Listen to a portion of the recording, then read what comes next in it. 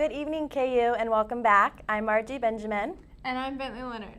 This is our first ever Good Evening KU show. You're probably used to seeing us in the mornings, Monday through Friday at 10, but we are back, fresh, new year, with our Wednesday evening show at 5. So we are super excited about that. We have a new crew, and everything's going to be great.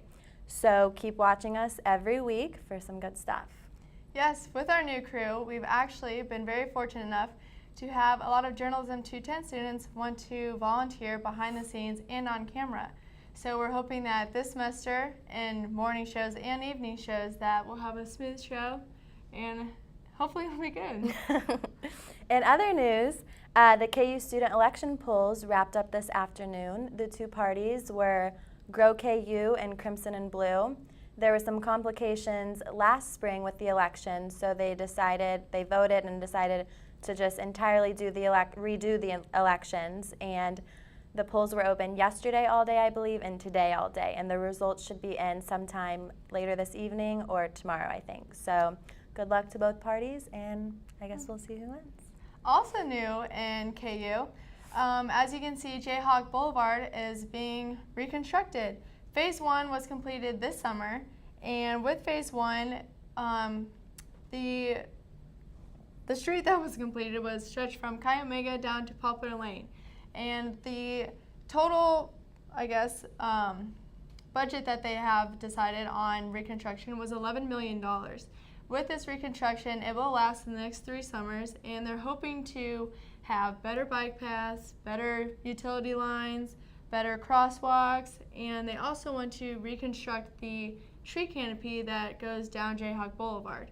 Because in 1970, the trees were all killed from disease, but luckily they have finally decided to reconstruct the landscaping and hopefully make it a prettier walk down campus. Nice. I'm excited for it to be done. Yeah. And we're going to go to a short break. When we come back, we will have Margie with an interview. We are back with Laura Furney, a sophomore from Wamego, Kansas. Laura had an awesome summer internship this past summer, so we are here to hear all about it. So tell me exactly what you did. I got to go on a hunting trip with the show Lost Velvet Adventures, and we went to Manitoba, Canada, where I filmed a bear hunt, and it was black bear. We got to stay at Sandy River Outfitters, and it was a great experience. I directed and was the videographer for the show. Oh, wow. So how exactly did you get this internship? That's an interesting story. On a Thursday this summer, I got a message from my sister saying that she found a post on Facebook where someone was looking for a videographer last minute, and it was an all-expense-paid trip to Canada. So I responded to the person, and I met the producers for the show that Friday, talked to them, found everything they wanted, and got the equipment, and then we left the next Saturday morning for Manitoba, Canada for a whole week trip, and I just really dove straight into it. Yeah. So what exactly were you doing when you were there? When I was there, we tracked the bear. I filmed the whole tracking experience, how to shoot, how to clean the bear. That wasn't too fun. And every night we stayed in a tree stand for about 8 hours. And finally on our last day, we killed a bear. It was personally, though. Okay. I filmed the bear. It was an intense moment and really sad, but it was all part of it and definitely a great experience. Yeah. So you're not interested in the hunting stuff. You're more interested in the videography. Film and producing. Okay. Probably not going to hunt again. So where did you say you were staying when you were? We were at Manitoba, Canada, and we stayed at the Sandy River Outfitters, which they help out with bear hunting season as well as wolf too. Oh, wow, interesting.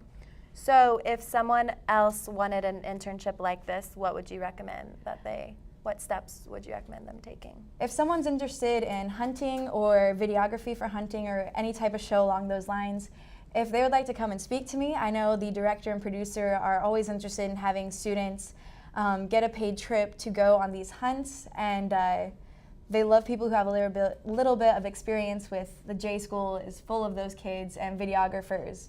And just talk to me. I'd be glad to help you out. Awesome. Well, thank you so much for joining us. After the break, we will be back with the news. Good evening, I'm Alana Flynn. And I'm Madeline Farber. This is your Good Evening KU News Update.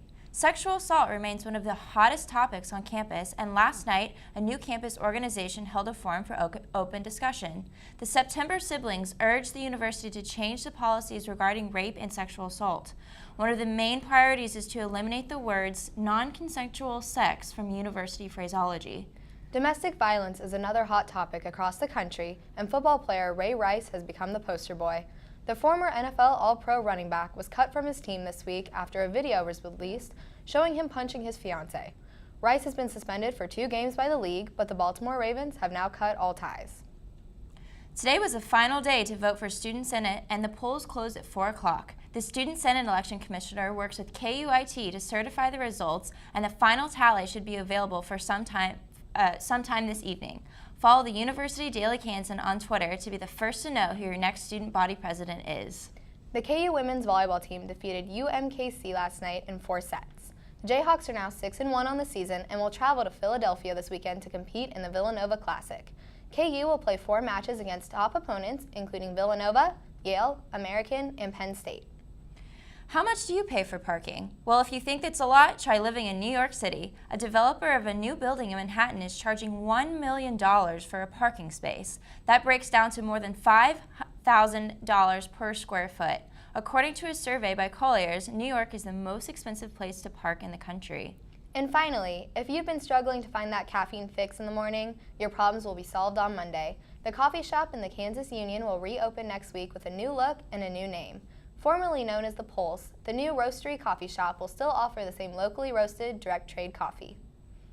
Well, that's a wrap for today's news update. After a short break, we'll be back with Bentley with the weather.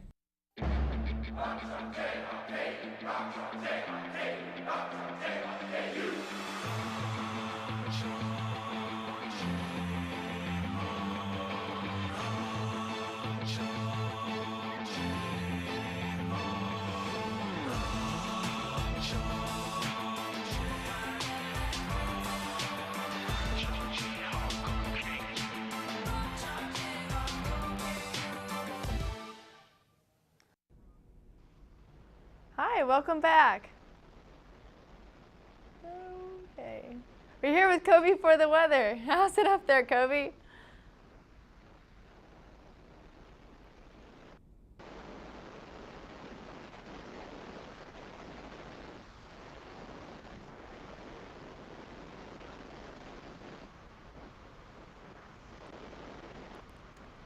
It seems we've lost the audio, but we're back here. Right now, it is raining outside. I went walking around campus. It's a little chilly, but it's nice personally for me as compared to the 100-degree weather that we had the past couple of weeks. This weekend, a cold front's coming in, and it will be cool this weekend, which means you need to start bringing out your sweaters, start bringing in some hats, gloves, maybe not quite yet, but it will be chilly, so you need to keep in mind about sweatshirts and stuff.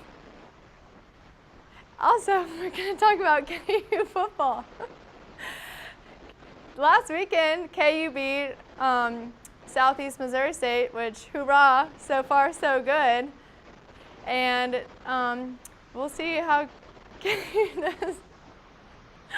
We'll see how KU does this season. Hopefully better than we have in the past, but we have high hopes. Tomorrow, we'll be back at 10 a.m. with Good Morning KU. I'm Bentley Leonard, and this is Good Evening KU.